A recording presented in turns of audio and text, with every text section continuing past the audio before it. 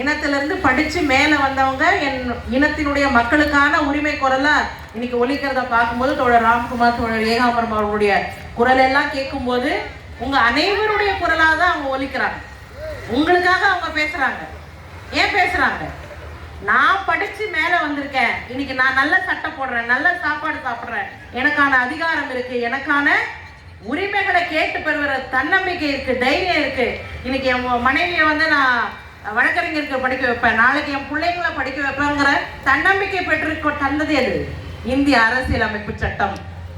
அந்த இந்திய அரசியலமைப்பு சட்டம் தந்திருக்கக்கூடிய உரிமை என்ன? உங்களுக்கு ரேஷன் கார்டு, ஓட்டர் கார்டு, ஜாதி சான்றிதழ், இருப்பிட சான்றிதழ், வீடு எல்லாமே உங்களுக்கு கொடுக்கணும். இதெல்லாம் கேட்காமலேயே கொடுக்கக்கூடிய ஒரு அரசாங்கமா நீங்க இருக்கணும்னு நினைக்கிறோம். அதை நாங்க உரிமையோட கேட்கிறோம். அதுக்குதான் இந்த போராட்டம். கோர்காட்ல நடந்த எலிகளை வைத்து அந்த போராட்டத்தில் உங்களோட நியாயமான கோரிக்கைகளை முன்வைத்து நம்ம பேசணும்.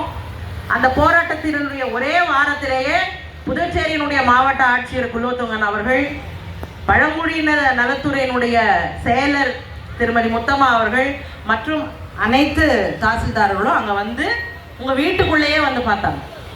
நான் உங்கள் வீட்டுக்குள்ளே நானும் முயற்சி பண்ண போகிறதுக்கு அது இவ்வளோதான் இருக்குது, என்னால் துணியவும் முடியல. ஆனால் அதுக்குள்ளே தான் நீங்கள் போயிட்டு வரீங்கன்னு நினைக்கும் போது தினந்தோறும் நீங்கள் சந்திக்கக்கூடிய சவால்கள் என்னங்கிறது தெரிஞ்சுக்கிட்டோம்.